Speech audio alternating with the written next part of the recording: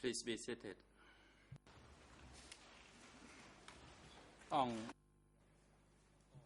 The court is now back in session.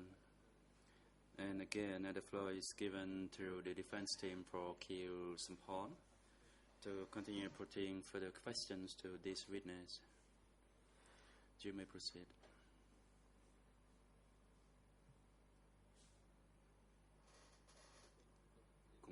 Thank you, Mr. President. And again, good afternoon, Mr. Pano Yao. Allow me to put further questions to you before we broke. I asked you about the work assignment that you gave to the children, that is one child to tend one cow, and after they return they had to gather a basketful of cow dung and press it in a pit.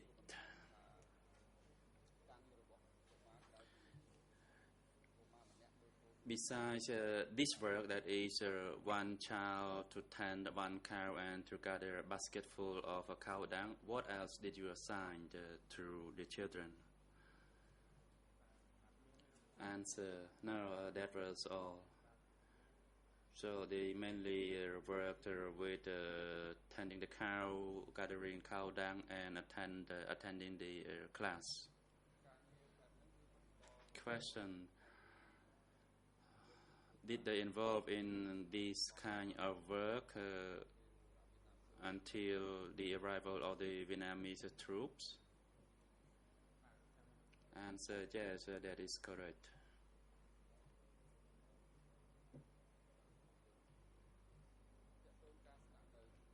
Question regarding the sleeping quarter. Where did they sleep under your care? Answer: they lived in a long building where I was there. They did not actually return to their parents' houses. They only went to visit their parents on the 10th or the 20th of each month.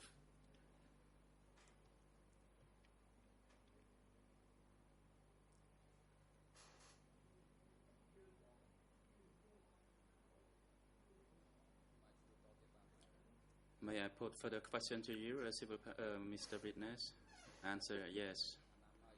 Question: in terms of hygiene or the use of the bathroom or toilet, what was the arrangement in your school?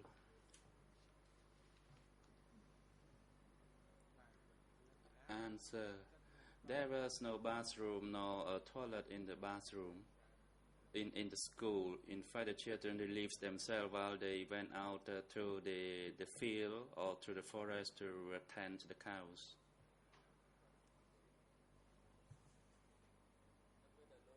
Question: while you were looking after the children, was there any case that one of them got sick and had to sent to a hospital? Answer: yes, some children got sick. And if they were sick, then I would not allow them to go out and tend the cows.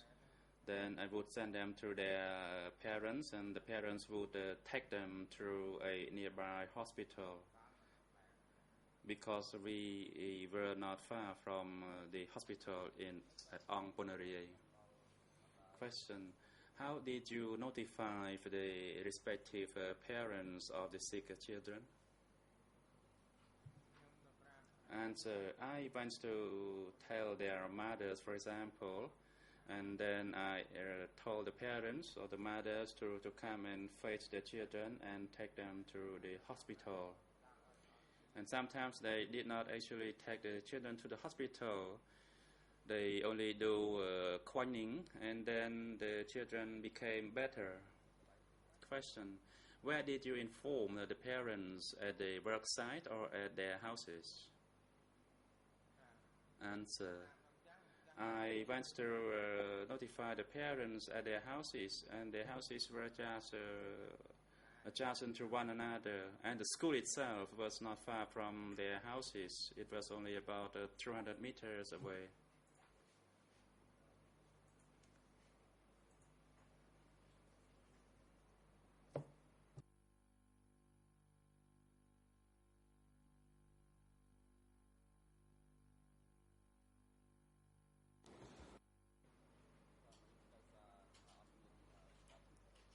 Question.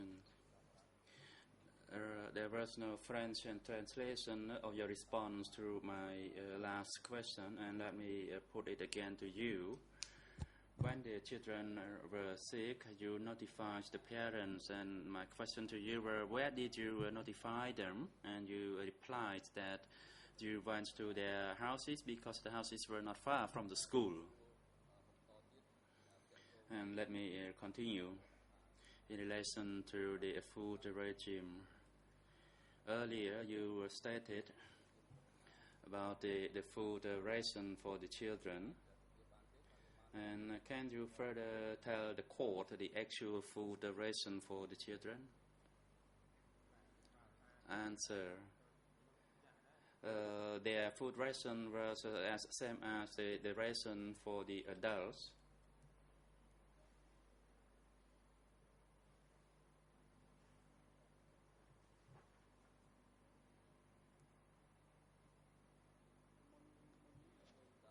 Question.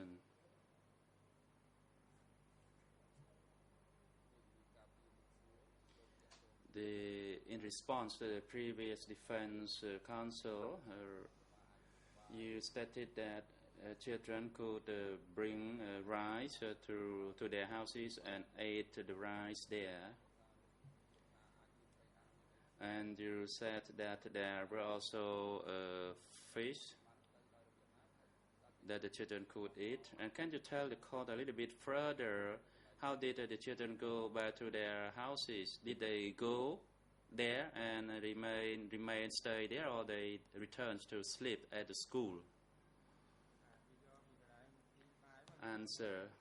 They in fact brought the food from the dining hall to the school or the building and consume it there. They did not take the food home. Question. As for those children who did not obey the disciplines, for example, they stole a coconut, and you stated that they were not punished.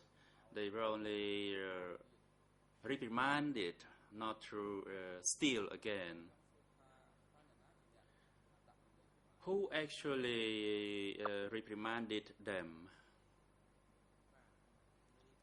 Answer.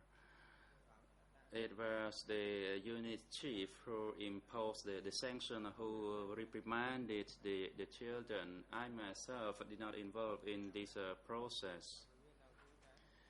And despite being reprimanded, sometimes the children still stole, for example, a coconut because they were young. Question. As for you yourself, did you ever impose any sanction or reprimand any of the children? Answer. Yes, I did. Sometimes the children fought one another, and I scolded them and reprimanded them not to do it again. And then they listened to me. So I advised them not to engage in fighting or arguing with one another. And later on, they did not do it again. Question. If the unit chief, how did the unit chief was aware of the children engaging in this violation of the disciplines? Answer. For example, if the children stole fruit or coconut, then in fact, the women in the women's unit informed their unit chief, and that's how the unit chief was aware of the incident. Question. My next question is in relation to the cooperative. In your written record of interview E3/5515 in question answer 15, you stated that Samram commune comprises 3 cooperatives, and you also mentioned the 3 units, namely Unit 1 through and 3. Can you enlighten the court whether the distinction between the cooperative and the unit? Answer. No, a cooperative is not the same as a unit. The unit was on mobile, went through a village or other places in their work, for example, in digging canal. At the dining hall, although we use the word unit, it was a different kind of unit. And in terms of having a meal, the concentration unit would consume, would dine within their group, and other units would also eat within their own respective groups or units. Question. My question is about the cooperative, not about the dining hall. In your question answer 12, and let me read it to you. Quote. In 1976, they divided people to live in the cooperatives.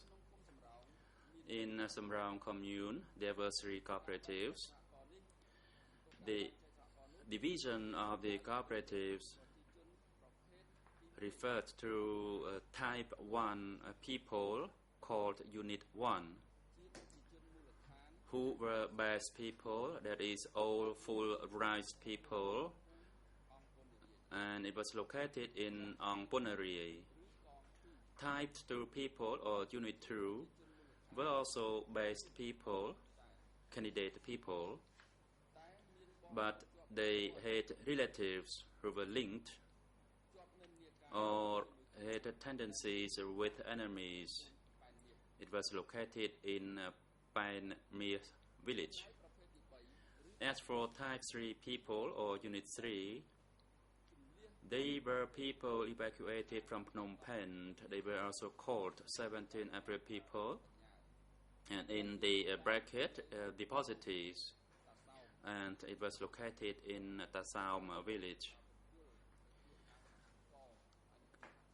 I'd like you to explain to the court the term cooperatives that you use and the 3 kinds of units that you refer to in this statement.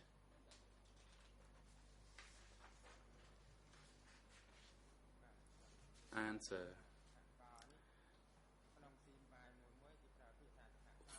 The dining hall refers to one cooperative, or vice versa. It means one cooperative had one dining hall. And there was a cooperative called Unit 1 there, and then there was a Unit 2 at Pan Mi. And there was another dining hall for another cooperative for Unit 3. So in my understanding, the dining hall and the cooperative term is exchangeable. Question. What about the term units that you use? You use the word Unit 1, Unit 2, and Unit 3 respectively. Does the word unit also refer or reflect the dining hall? Answer. As for the units, the unit also refer to a part of the dining hall. For example, we can also say dining hall for unit 1, a dining hall for unit 2, etc.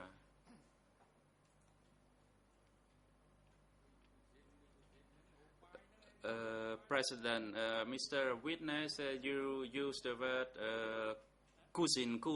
If you mean dining hall, please use the Khmer word. Don't use the word cuisine or cuisine in English.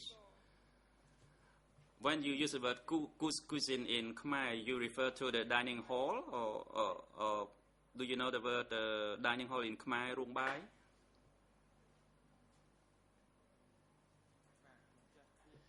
Witness, of course, I know the word Rung Bai, but during the time they use the word Kasin Bai, or in English, it's a dining hall. So usually the dining hall during the Khmer rules was known as Kasin or Kasin Bai, or cooperative. So the word cooperative, dining hall, and Kasin Bai refer to one same thing.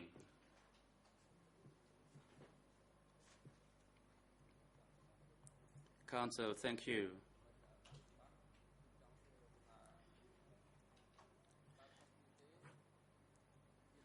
In order to clarify this issue further, the chief of the cooperative or the chief of the Kasin Bai or the chief of a dining hall refer to the same individual?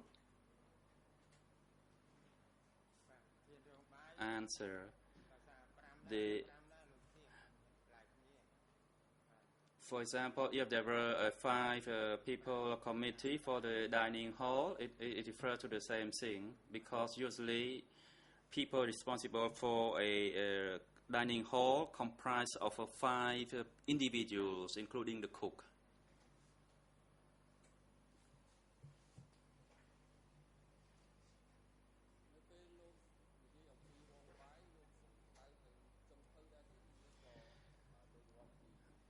Question. When you refer to the chief of the Kasin Bai or dining hall, do you only refer to the committee for that section, or do you also include the chef?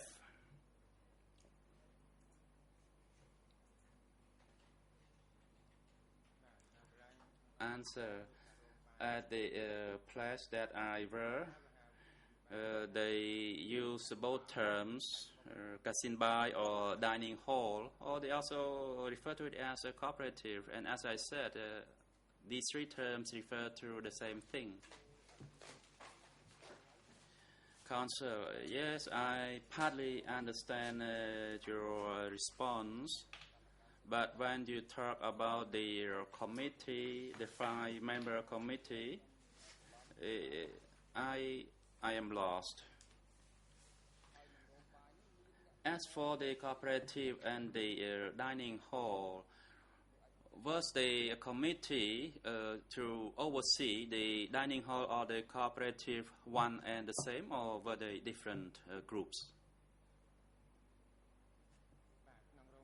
Answer. For one dining hall, there would be a chief, a deputy chief, and a member, and then there were 2 general members, and then there would be 5 others responsible for collecting vegetable, and then 5 more members for go fishing or gathering food supply for the dining hall.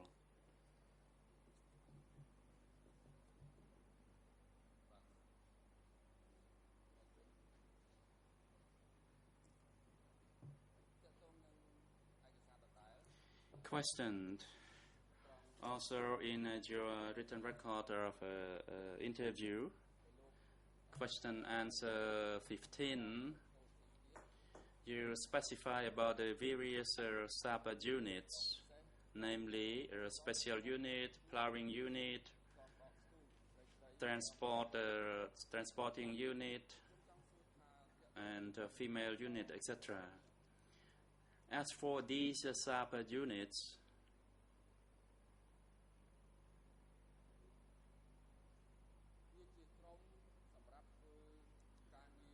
were they formed to deal with a specific task, or for each main unit there were always sub-units? And whether, for example, in one plowing unit, there were also sub-plowing units within the plowing unit.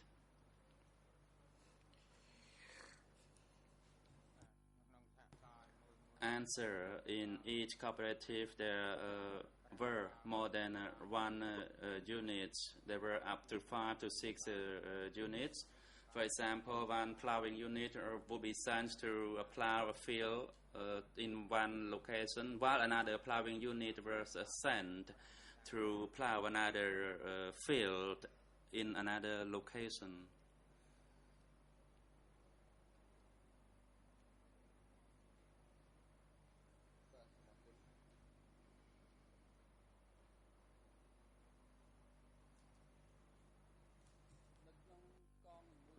Question: for each sub-unit that you just described,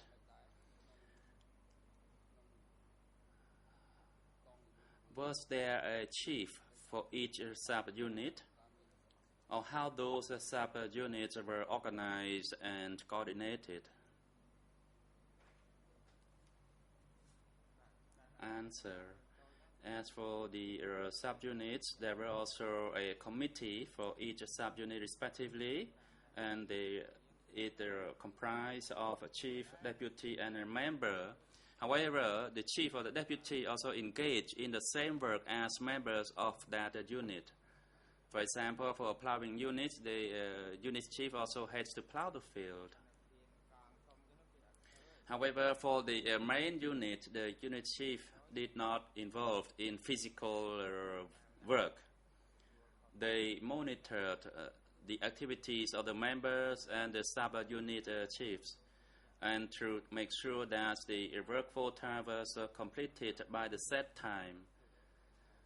For example, they had to complete a set quota in transplanting rice seedlings from 6 a.m. to 11 a.m. in the morning.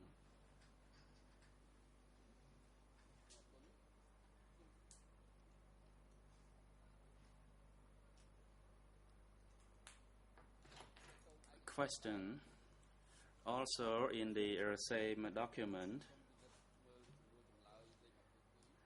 in question answer 22,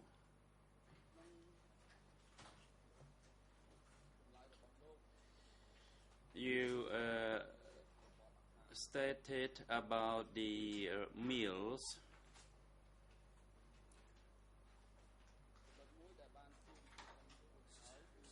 This morning, you were asked by the prosecutors about insufficient food, and that is consistent with your response, with your answer 22 in that document.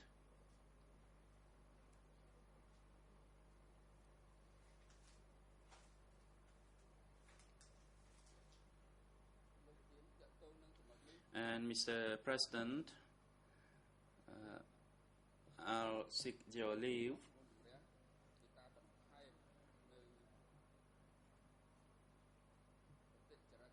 to include the audio transcript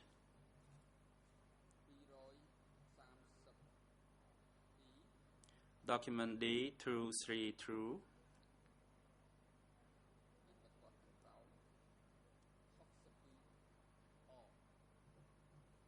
/62R.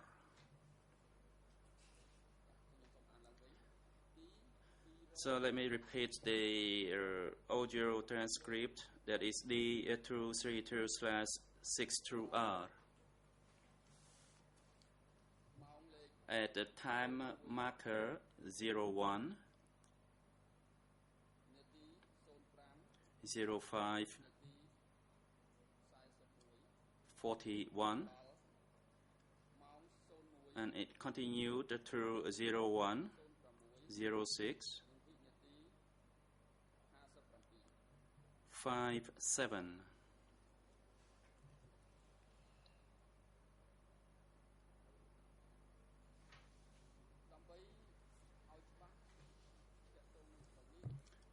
In order to make it clear on this issue, I'd like to ask you, Mr. Witness, in relation to the food ration while you were in Unit 2 and later on you were responsible for the children in the children unit. Can you tell the court the difference, if any, of the food ration you received? Answer. While I was in Unit 2, I was given gruel. But then when I was transferred, then I was given cooked rice.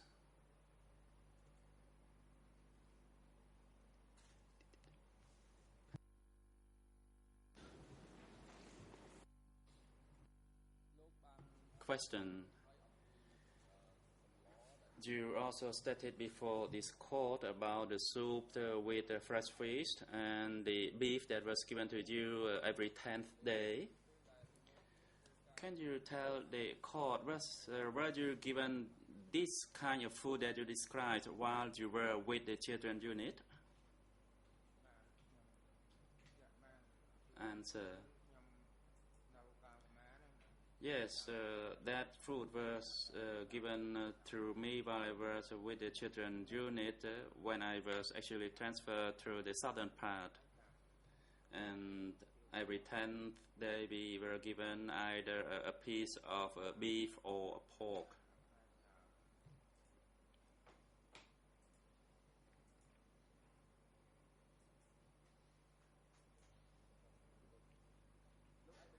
Question. Can you tell the court whether the children received the same food ration as you did?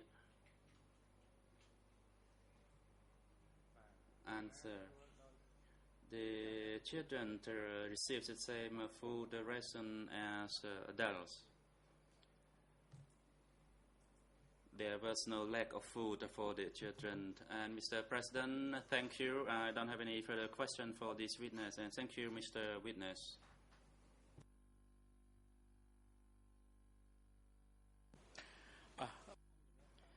President, Mr. Pnoyar, the Chamber is grateful for your valuable time to testify as a witness during these one-day proceedings. Your testimony will contribute to ascertaining the truth in this case. And your testimony has now come to a conclusion, and you may be excused from the courtroom and return to wherever you wish to. And we wish you a safer journey. Court officer, in collaboration with the staff from the visual section, please make the necessary arrangement to transport Mr. Pneu Yao to his place of residence. He may now be excused.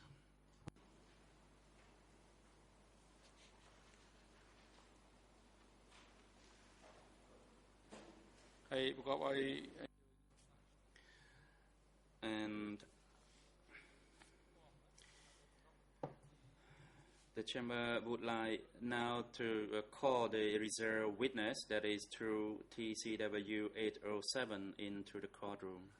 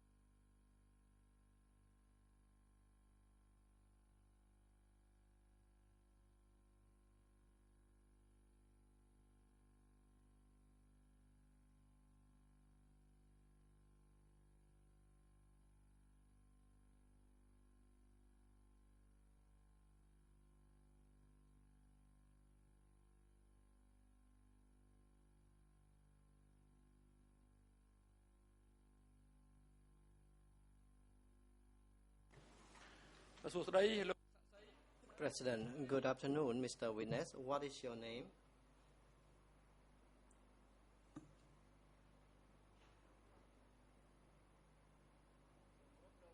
Answer. Mr. President, my name is Sao Hian. Question. Thank you, Mr. Sao Hian. Could you tell the court when you were born?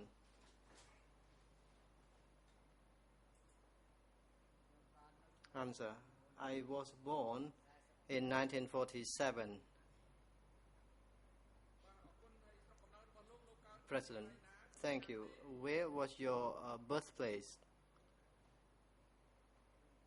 Answer.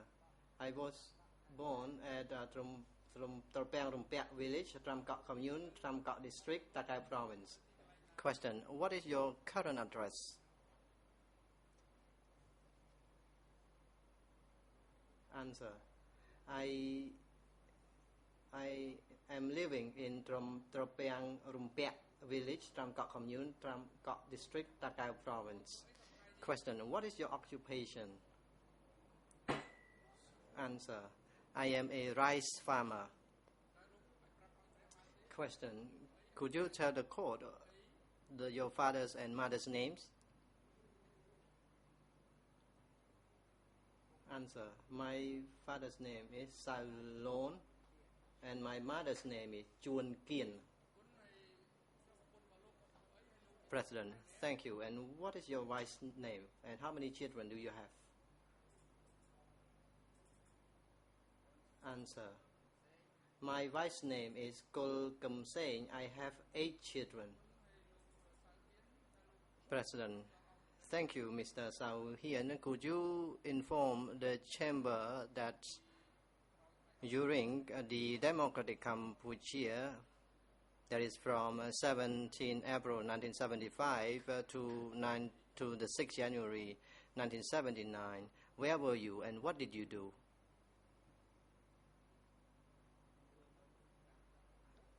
I lived in Trapang Rumpiak village, Tramkak commune, Tramkak district, Takai province. I was a rice farmer. President, thank you, Mr. Sao Hian.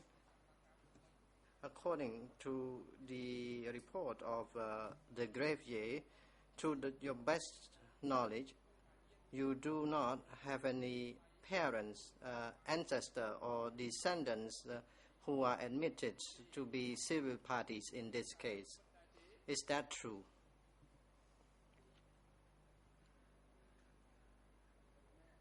Answer. Yes, that is true. Question. Before you enter the courtroom, have you already taken an oath before the iron statue to the east of the courtroom already? Answer. Yes, I have already taken an oath.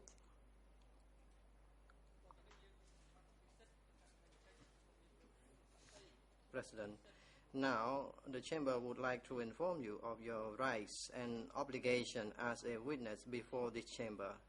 Mr. Sao Hian, as a witness before the chamber, you may refuse to respond to any question that would incriminate you yourself, or you may refuse to make any statement which would incriminate you yourself.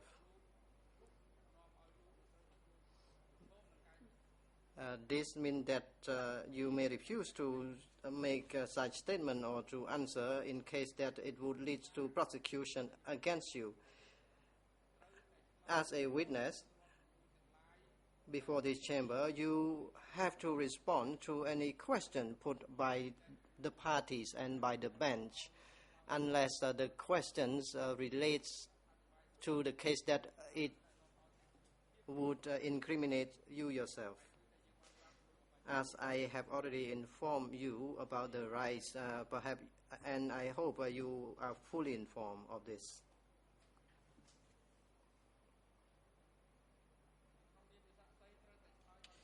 And as a witness, you have to respond to the question and you have to answer in relation to your experience you have heard, you have seen, and you have experienced. Mr. Sao Hian, Have you ever given an interview to an investigator of the OCIJ? And if you have given interviews, so how many times did you give that interview, and where did it take place? Answer: I gave an interview once in Tribunal commune. Question: when was that? When did it take place? Answer: I forgot it. President, thank you very much, Mr. Witness. Before you are here, have you already reviewed or read the statement you gave to the investigator in Trump commune already?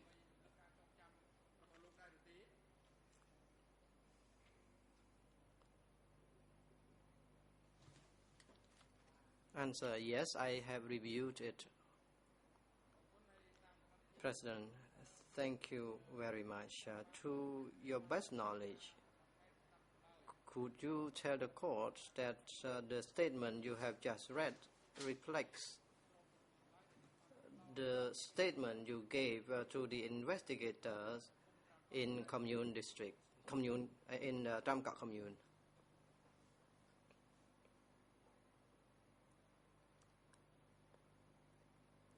Answer: yes, it reflects my statement.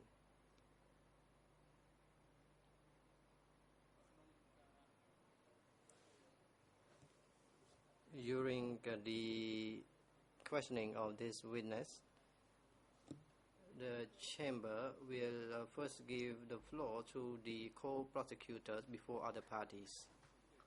You may now proceed, co-prosecutor. Thank you, Mr. President, and good afternoon to Mr. President and your honors. Good afternoon to you also, Mr. Sao Hien. Today I'm going to be asking you a number of questions about events that happened quite a long time ago. And of course you should answer these questions as well as you're able. But if there's something you don't remember, please tell the court that you don't remember and don't try to guess. Also, if you find any of my questions confusing or unclear, please let me know, and I will ask the question in a different way. And the last thing I would ask is that in each of my questions, I will have a very specific focus. So I would ask you to focus on the question that I ask and try to answer it as precisely as possible. And to orient you generally, I will start by asking you just a few questions about the period before 1975, and then a number of more detailed questions about the period from 1975 to 1979.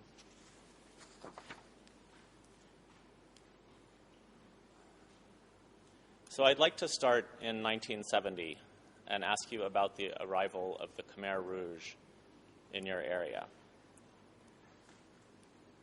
In your statement to the OCIJ, which is E3/5518, at answers 4 through 6, you said that in 1970, the Khmer Rouge came out of the forest to organize the villages and sub-district and create village and some sub-district militias to govern.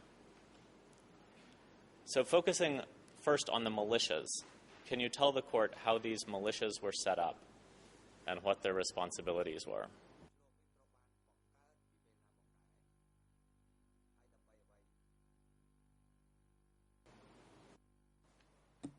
Answer: militia was created in 1970s or 1971 to control and supervise commune and villages. And what about organized villages and sub-districts? Can you tell us how the Khmer Rouge organized the villages and the sub-districts?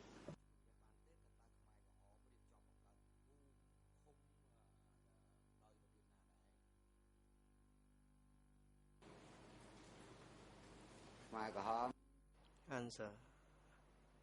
Khmer Rouge created created villages and communes. First, they created villages.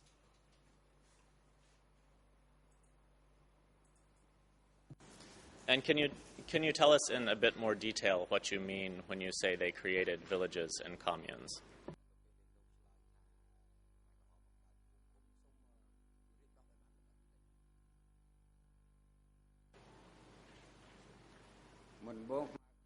Answer.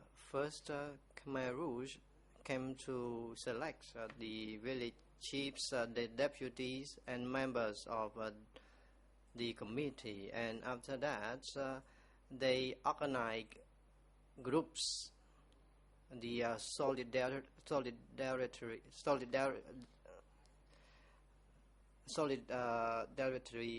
group.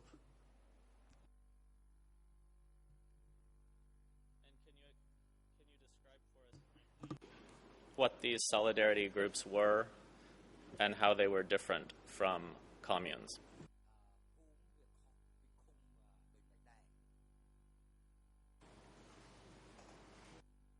Answer.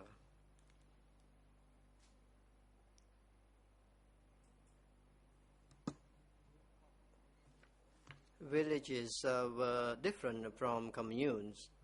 At the outset, first Khmer Rouge organized villages, and after that they organized communes, and I do not know where they organized those villages and communes. I only knew that they first organized villages before they went to organize communes. In answer 14 of your interview, you said the following, quote, "The village chairman set out the plans to create solidarity groups from the people right there in the village. The plans had originated from Angkar," end quote. What did you mean when you said that the plans had originated from Angkar, and what did you understand Angkar to be?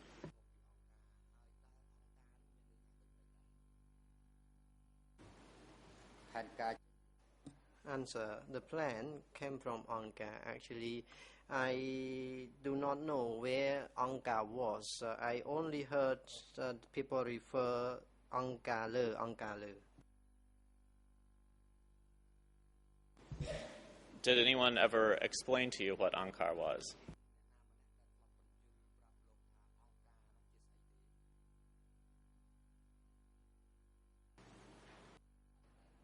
Answer. No one explained it to me.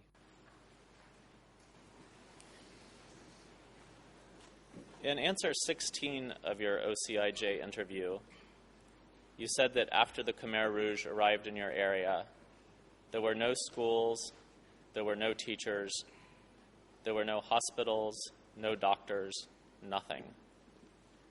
Can you describe for us how these things disappeared? How the schools, hospitals, and doctors disappeared?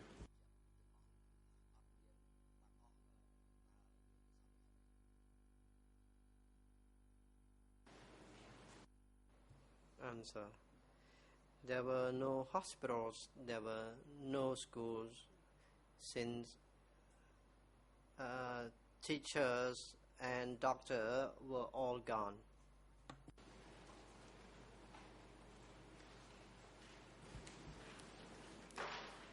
In answer 18 of your OCIJ interview, you talk about people who were arrested and told they were being sent away to study. And you said that these were people who were accused of being wealthy or having lots of paddy land or large houses. Were you told why these wealthy people needed to be sent away to study?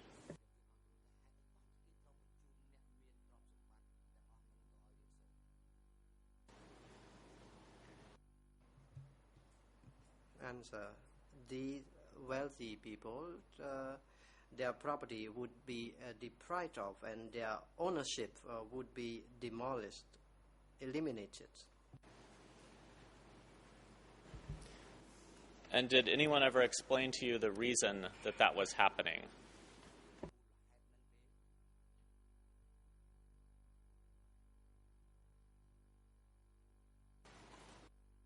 Answer: No, I got no explanation.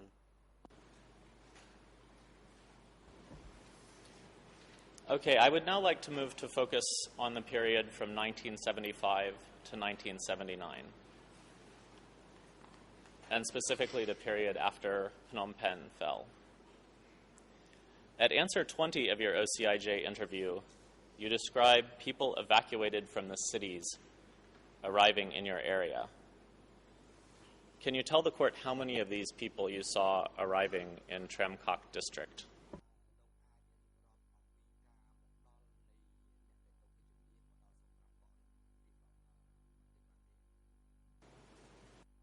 Answer: Yes, I could tell the court.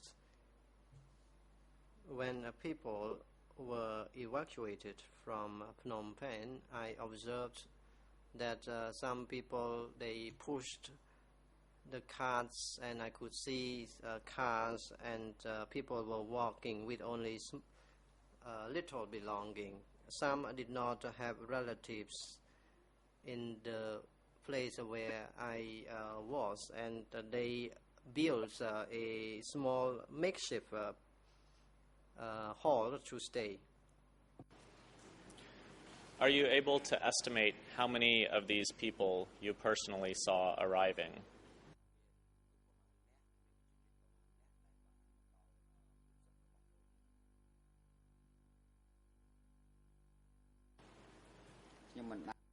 Answer: I could not tell you how many of them arriving.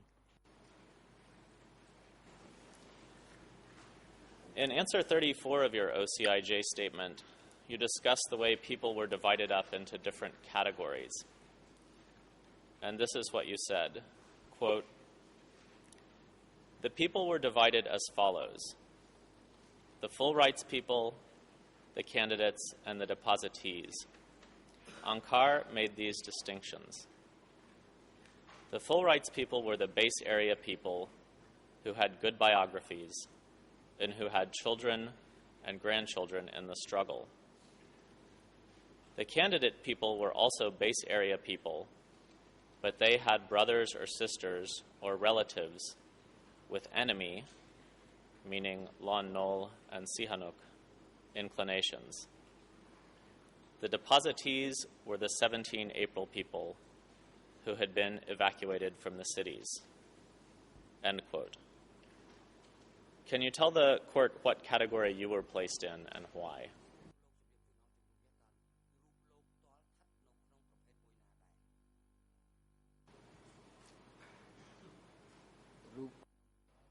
Answer: I was in the candidate group or category because I had a relative working with Lon Nol periods.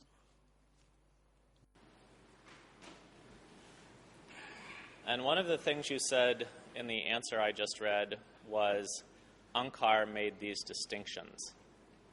How did you know that it was Ankar that was making the distinctions between these three categories?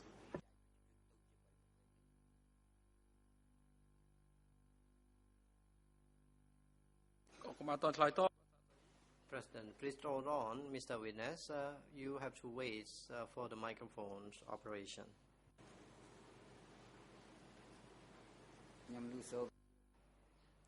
Answer: I heard full rights people and unit chief mention about this, that there were a candidates group, and there were depositees group, and there were full rights people. Do you remember the name of the unit chief or unit chiefs who explained this to you?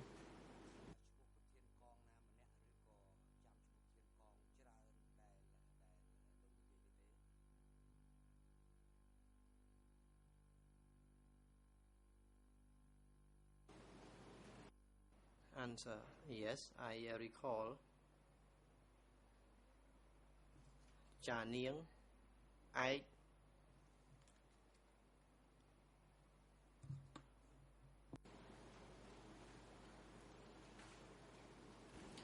And do you remember anyone else who was explaining to you the differences among these three categories of people?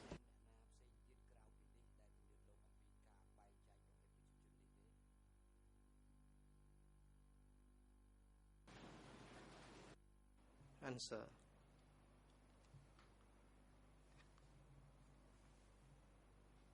I forgot those people's names.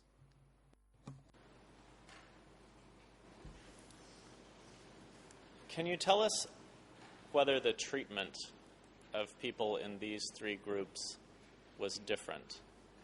In other words, were members of one group treated better or worse than members of other groups?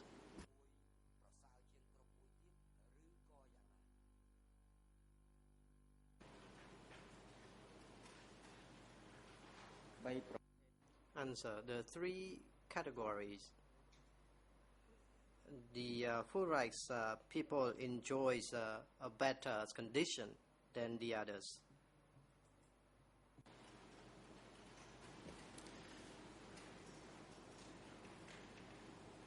And can you give us a little bit more detail about the conditions you're speaking of? Are you talking about food?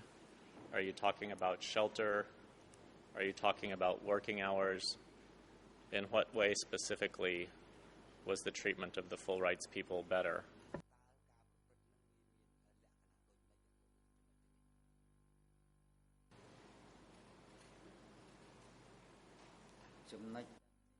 Answer. As for the conditions,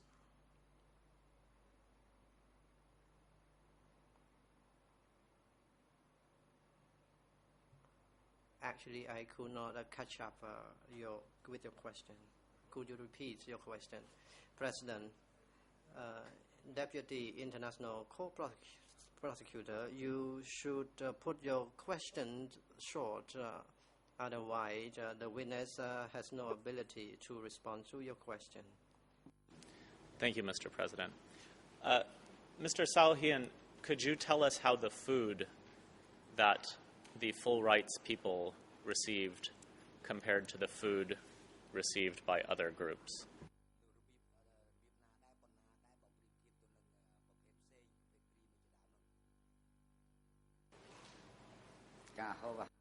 Answer. As for food ration, actually we were in the same cooperative, so we receive the same food ration. And what about working hours or working conditions? How did the working hours and working conditions of full rights people compare to other groups?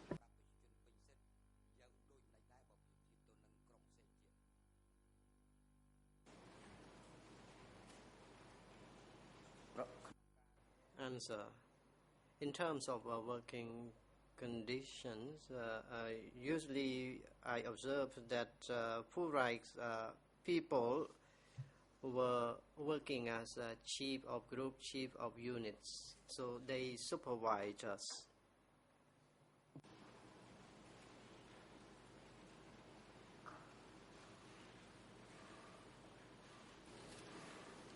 I'd now like to turn to the issue of biographies of the new people arriving from the cities.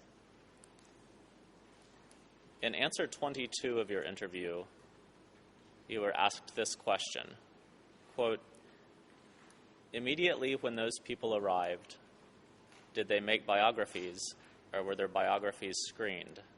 End quote. And this was your answer. You said, quote, "Yes, they did that. They went around researching to discover who had been teachers or soldiers or workers. Those discovered to have been soldiers or teachers were arrested and taken away and never reappeared." Unquote. Can you tell us who you were referring to when you said they went around researching to discover who had been teachers or soldiers?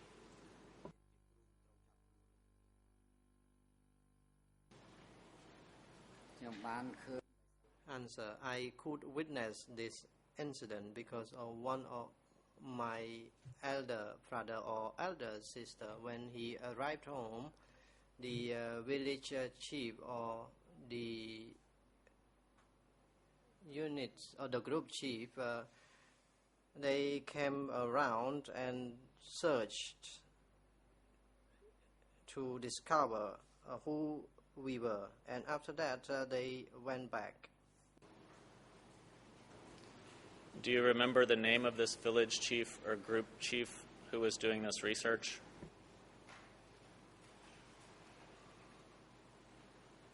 Chang. Answer: yes. Can you tell us what the name was?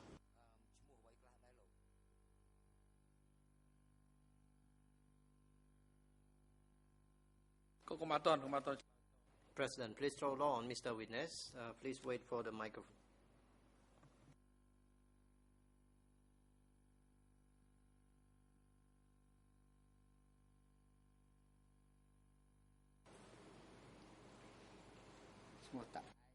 Answer: Ta Aik and Janiang.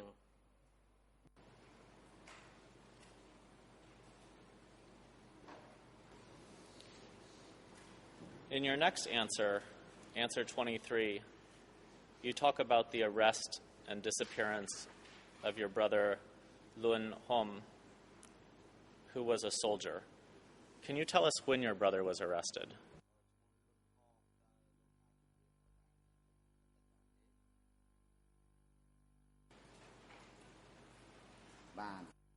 Answer: yes.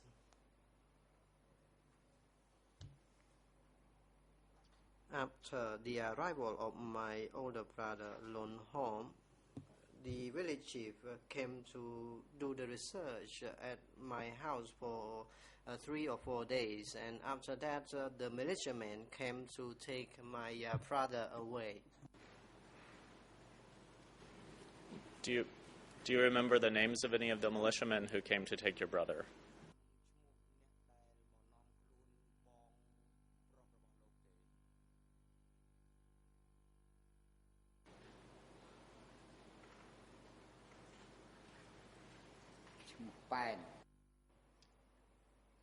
He was Pan. His name was Pan, and he was the group chief. And Aik is the name of another person. Aik was also the group chief, and Talonya was the group chief.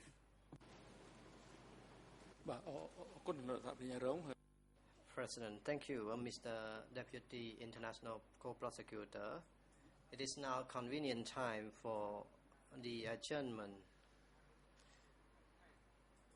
The hearing will resume tomorrow, starting from 9 a.m. Tomorrow, the chamber will hear the testimony of witness Sao Hien. Please be informed and please be present in the courtroom. Thank you, Mr. Sao Hien. The hearing of your testimony as a witness does not conclude yet. The chamber is inviting you to be here once again tomorrow starting from 9 a.m. And now you may be excused to your residence or the place where you are staying. Court officer, you are instructed to coordinate with the West Suit to send the witness to his place and have him returned in the courtroom tomorrow before 9 a.m.